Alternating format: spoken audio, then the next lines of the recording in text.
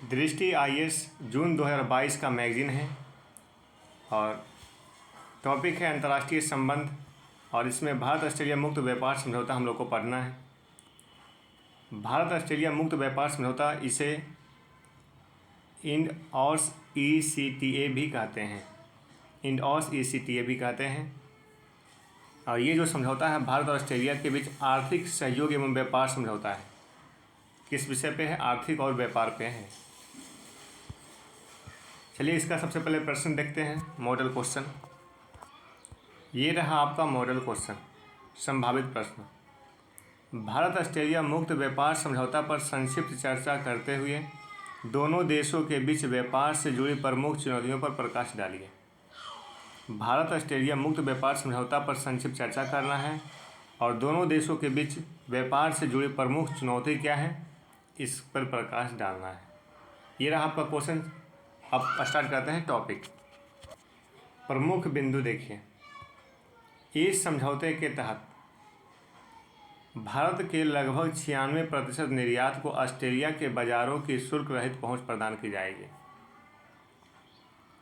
भारत का जो 96% निर्यात है, देश से बाहर जो वस्तुओं को भेजा जा रहा है, तो 96% निर्यात शुल्क रहित, यानी उस पर शुल्क नहीं लगेगा। और ऑस्ट्रेलिया से आयातित 85% उत्पादों पर शुल्क मुक्त किया जाएगा।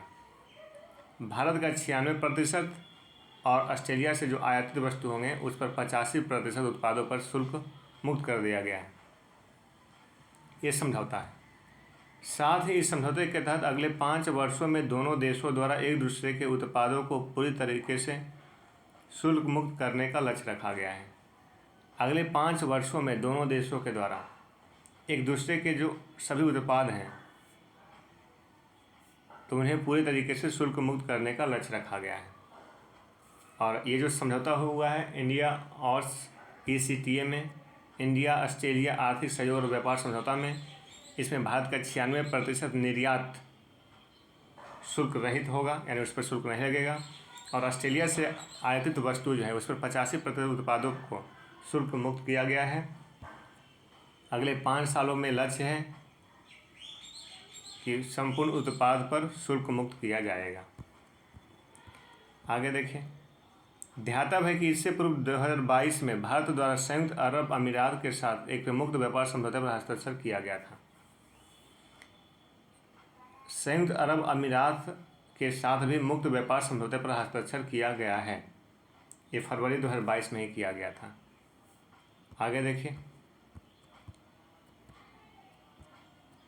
कृषि क्षेत्र। इस समझौते के तहत इंडिया और ईसीटीए के तहत ऑस्ट्रेलिया को कुछ विशेष प्रकार के कृषि उत्पादों जैसे आलू, दाल और मांस उत्पादों के निर्यात का अवसर मिलेगा। साथ ही ऑस्ट्रेलिया इस समझौते के तहत खाद्य प्रसंस्करण के आवश्यक मशीनरी भी भेज सकता है। हालांकि गो जातीय मांस इस समझौते का हिस्सा नहीं है। ये पॉइंट याद रखिएगा। इसमें गो जाति यानी कि गौ मांस इस समझौते का हिस्सा नहीं है। शिक्षा एवं रोजगार। इस समझौते के लागू होने के बाद ऑस्ट्रेलिया में पढ़ रहे भारतीय छात्र 18 महीने से लेकर 4 वर्ष तक की अवधि के लिए वर्क वीज़ा प्राप्त करने में सक्षम होंगे। 4 महीना से लेकर के 18 महीना तक पढ़ने के 18 महीने से लेकर के 4 वर्ष तक स्टडी करने के लिए वर्क वीज़ा मिलेगा। इसके तहत डिप्लोमा छात्रों के लिए 18 महीने, स्नातक छात्रों के लिए 2 वर्ष और पीएचडी पूरा कर चुके छात्रों के लिए 4 वर्ष तक का वीज़ा दिया जा सकता है। तो 18 महीने से लेकर के 4 वर्ष तक स्टडी के लिए वीज़ा मिलेगा और ये वर्क वीज़ा प्राप्त करने में सक्षम होंगे। आगे देखिए। सेवा क्षेत्र। ऑस्ट्रेलिया ने भारत को लगभग 135 उप क्षेत्रों में विशेष छूट देने के साथ 120 उप क्षेत्रों में मोस्ट फेवर्ड नेशन का लाभ देने पर सहमति व्यक्त की है। मोस्ट फेवर्ड नेशन का लाभ देने पर सहमति व्यक्त किया गया है। तो ऑस्ट्रेलिया ने भारत को लगभग 135 उप क्षेत्रों में विशेष छूट देने के साथ 120 उप क्षेत्रों में मोस्ट फेवर्ड नेशन का लाभ देने पर सहमति व्यक्त की है। इन क्षेत्रों में आईटी, आईटीएस, व्यवसाय सेवाएं, स्वास्थ्य सेवाएं, शिक्षा आदि शामिल हैं। इसके अतिरिक्त भारतीय शेफ और योग शिक्षकों को ऑस्ट्रेलिया में विशिष्ट प्रवेश कोटा भी मिलेगा।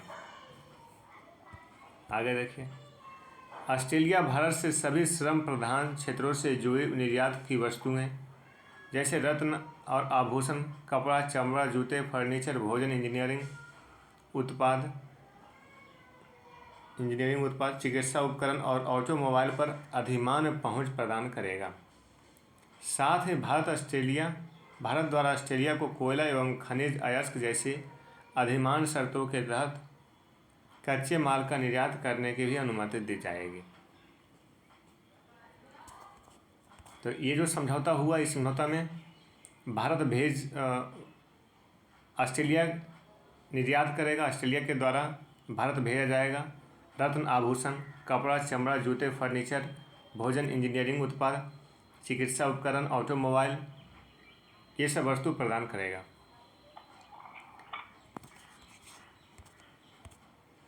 और भारत भेजेगा ऑस्ट्रेलिया को कोयला एवं खनिज अयस्क जैसे अधिमान्य शर्तों के तहत कच्चे माल का निर्यात करने की भी अनुमति दी जाएगी। तो ये आप समझ गए होंगे। आगे देखिए, और ये जो समझौता है इंडिया और ECTA, इसका लाभ क्या है? तो लगभग $27 बिलियन के द्विपक्षीय व्यापार को बढ़ाकर $45 से 50 बिलियन करने का लक्ष्य रखा गया है अगले 5 वर्षों में। अगले 5 वर्षों में भारत और ऑस्ट्रेलिया के बीच जो $27 बिलियन द्विपक्षीय व्यापार है, इसको $45 से 50 बिलियन करने का लक्ष्य रखा है। इसके माध्यम से 10 लाख नई नौकरियों का सृजन होगा। 10 लाख नई नौकरियों का सृजन होगा इंडिया और ECTA जो समझौता हुआ है। आगे देखिए, वर्तमान में भारत द्वारा निर्यात किए जाने वाले अधिकांश श्रम प्रधान उत्पादों को ऑस्ट्रेलिया के बाज़ारों में चीन, थाईलैंड और वियतनाम जैसे प्रतिद्वंद्वी देशों के सापेक्ष 4 से 5% के टैरिफ नुकसान का सामना करना पड़ रहा है। ऐसे में FTA के तहत इस बाधा को हटने से भारतीय निर्यातकों को अतिरिक्त समर्थन प्रदान किया जा सकेगा। तो कहा जा रहा है कि चीन, थाईलैंड, वियतनाम ये सब प्रतिद्वंद्वी के रूप में कार्य करते हैं। तो ये चीन, थाईलैंड, वियतनाम जैसे प्रतिद्वंद्वी के सापेक्ष 4 से 5% टैरिफ नुकसान का सामना करना पड़ता है। किसको? तो भारत को। तो ये जो FTA हुआ है, तो इस बाधा को हटने से भारतीय निर्यातकों को अतिरिक्त समर्थन प्रदान किया जा सकेगा। जो 4 से 5% का टैरिफ नुकसान हो रहा था, तो ये नुकसान थोड़ा कम हो सकेगा इस FTA करने से, फ्री ट्रेड एग्रीमेंट करने से। तो यहाँ पर देखिए, आगे देखिए, इसमें चुनौतियाँ क्या हैं? इंडिया और ECTA जो है, इसमें चुनौतियाँ क्या हैं? इस समझौते के तहत निवेश संरक्षण से जुड़े प्रावधान जैसे विदेशी निवेशकों को अवसर की समानता एवं उनके अधिकारों के संरक्षण आदि का उल्लेख नहीं किया गया है। ये चुनौतियाँ हैं। तो इसमें विदेशी निवेशकों के अवसर की समानता एवं उनके अधिकारों के संरक्षण की बात नहीं किया गया है, एक चुनौती के रूप में है। भारत अभी भी मुक्त व्यापार समझौते में निवेश संरक्षण को शामिल करने से बच रहा है। भारत अभी भी मुक्त व्यापार समझौते में निवेश संरक्षण को शामिल करने से बच रहा है, यानी कि निवेश संरक्षण को शामिल करने से अपने FTA में शामिल नहीं कर पा रहा है भारत। आगे देखिए, अंतर्राष्ट्रीय स्तर पर FTAs में शामिल होने के पीछे भारत का मुख्य लक्ष्य वैश्विक आपूर्ति श्रृंखला में सक्रिय भागीदारी को बढ़ाना है। परंतु व्यापार एवं निवेश दोनों ही वैश्विक आपूर्ति श्रृंखला का केंद्रीय आधार हैं। ऐसे में दोनों को अलग करना आर्थिक दूरदर्शिता के विपरीत प्रतीत होता है। तो यहाँ पर क्या कर रहा है कि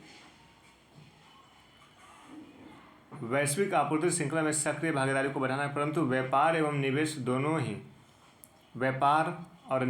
दोनों ही वैश्विक आपूर्ति श्रृंखला का केंद्रीय आधार है। और यहाँ पर जो फोकस किया जा रहा है केवल व्यापार को, निवेश को फोकस नहीं किया जा रहा है। इसलिए ये यहाँ बताया जा रहा है कि दोनों को अलग करना आर्थिक दूरदर्शिता के विपरीत प्रतीत होता है। तो ये दोनों आर्थिक दूरदर्शिता के विपरीत हैं, इसलिए व्यापार और निवेश दोनों को संरक्षण प्रदान किया जाना चाहिए। परंतु जो भारत FTA कर रहा है इसमें केवल व्यापार को शामिल कर रहा है, निवेश को शामिल नहीं कर रहा है। तो ये चुनौती है। चलिए आगे देखिए। भारत और ऑस्ट्रेलिया संबंधों का संक्षिप्त परिचय देख लीजिए। तो भारत और ऑस्ट्रेलिया के बीच व्यापारिक संबंधों की शुरुआत 1788 में हुई थी। 1945 में कैनबरा में भारत के पहले उच्चायुक्त की नियुक्ति के साथ हुए थे। 1945 में कैनबरा में भारत के पहले उच्चायुक्त की नियुक्ति हुई थी। ऑस्ट्रेलिया भारत का 17वां सबसे बड़ा व्यापारिक साझेदार है, ये भी ध्यान रखें। ऑस्ट्रेलिया भारत का 17वां सबसे बड़ा व्यापारिक साझेदार है, जबकि भारत ऑस्ट्रेलिया का 9वां सबसे बड़ा व्यापारिक साझेदार है। भारत और ऑस्ट्रेलिया जापान के साथ त्रिपक्षीय सप्लाई चेन रेजिलियंस इनिशिएटिव व्यवस्था में भागीदारी हैं तथा अमेरिका एवं जापान के साथ मिलकर ये देश क्वाड पहल व मालाबार सैन्य अभ्यास के माध्यम से हिंद महासागर क्षेत्र में स्थिरता को बढ़ावा देने हेतु सहयोग करता है। यानी कि क्वाड में शामिल है, त्रिपक्षीय सप्लाई चेन रेजिलियंस में शामिल है। क्वाड में कौन कौन शामिल है? तो जापान, अमेरिका, भारत, ऑस्ट्रेलिया। और जो त्रिपक्षीय सप्लाई चेन रेजिलियंस है इसमें भारत, ऑस्ट्रेलिया और जापान। तो इस प्रकार से भारत ऑस्ट्रेलिया का संबंध इन सब संगठनों में शामिल होना दिखाई पड़ रहा है। आगे देखिए, आगे की राह। ये जो समझौता हुआ है इंडिया और ECTA, इसमें आगे की राह क्या बताया जा रहा है? तो वर्तमान समय में कोविड-19 महामारी व रूस यूक्रेन संघर्ष के बीच उत्पन्न हुई आर्थिक चुनौतियां तथा वैश्विक आपूर्ति श्रृंखला में व्याप्त बाधाओं के बीच भारत को समान विचारधारा वाले देशों के साथ FTA को बढ़ावा देने के साथ निवेश समझौते को लागू करने पर भी विचार करना होगा। वही बात है कि केवल व्यापार समझौता नहीं, निवेश समझौता भी साथ साथ किया जाए। आगे की राह में यही पॉइंट है, केवल व्यापार समझौता नहीं, निवेश समझौता भी किया जाए, निवेश को संरक्षण, समानता दिया जाए। तो इस प्रकार से ये पूरा टॉपिक कंप्लीट होता है। क्वेश्चन फिर से देखिए। भारत ऑस्ट्रेलिया मुक्त व्यापार समझौते पर संक्षिप्त चर्चा कीजिए। दोनों देशों के बीच व्यापार से जुड़ी प्रमुख चुनौतियों पर प्रकाश डालिए। अब इसका क्वेश्चन लिख सकेंगे। हेलो गाइज, तो ये है आपका क्वेश्चन। इसमें भारत और ऑस्ट्रेलिया मुक्त व्यापार समझौते पर संक्षिप्त चर्चा कीजिए। तो संक्षिप्त चर्चा में आप लिखिएगा, भारत और ऑस्ट्रेलिया के बीच व्यापारिक संबंधों की शुरुआत 1788 से शुरू हो गई थी। 1945 में कैनबरा में भारत के पहले उच्चायुक्त की नियुक्ति हुई थी। और ऑस्ट्रेलिया जो है भारत का 17वां सबसे बड़ा व्यापारिक साझेदार और भारत ऑस्ट्रेलिया का 9वां सबसे बड़ा व्यापारिक साझेदार है। भारत ऑस्ट्रेलिया का जो संबंध है वो त्रिपक्षीय सप्लाई चेन रेजिलियंस में भी दिखाई पड़ता है और क्वाड देशों में भी दिखाई पड़ता है। ये हुआ। और हाल ही में भारत और ऑस्ट्रेलिया के बीच इंडिया और ECTA पर हस्ताक्षर किए गए हैं। और ये जो इंडिया और ECTA है इसमें भारत के लगभग 96% निर्यात को तथा ऑस्ट्रेलिया से आयातित 85% उत्पादों को शुल्क मुक्त किया जाएगा। और इसका अगले 5 वर्षों में लक्ष्य यह है कि संपूर्ण उत्पादों को पूरी तरीके से शुल्क मुक्त किया जाए। ये लिख दिए। तो ये आपका इंट्रोडक्शन वहाँ पे हो गया। आपका रहा दोनों देशों के बीच व्यापार से जुड़ी प्रमुख चुनौतियों पर प्रकाश डालिए। दोनों देशों के बीच व्यापार से जुड़ी प्रमुख चुनौतियाँ क्या हैं? जो चीन है, थाईलैंड है, वियतनाम है, ये सब के व्यापार से जो 4 से 5% का टैरिफ का नुकसान होता है, ये एक चुनौती है। इसके अलावा और क्या चुनौती है? केवल व्यापार पर ध्यान देना। समझौते में केवल व्यापार को ध्यान दिया जाता है भारत की तरफ से। तो इसके साथ निवेश को भी ध्यान दिया जाए। तो निवेश के अधिकार, क्योंकि देखिएगा निवेश जो है, व्यापार और निवेश दोनों ही वैश्विक आपूर्ति श्रृंखला का केंद्रीय आधार होते हैं, और इस प्रकार से व्यापार और निवेश को दोनों अलग अलग करके देखना ये आर्थिक दूरदर्शिता के विपरीत साबित होता है। और चुनौतियों में यही सारा पॉइंट आप लिख दीजिएगा। तो इस प्रकार से ये क्वेश्चन आप लिख सकते हैं। मैं आपको एक ओवरव्यू दे दिया कि किस प्रकार से आप आंसर को फ्रेम कर सकते हैं। ठीक है।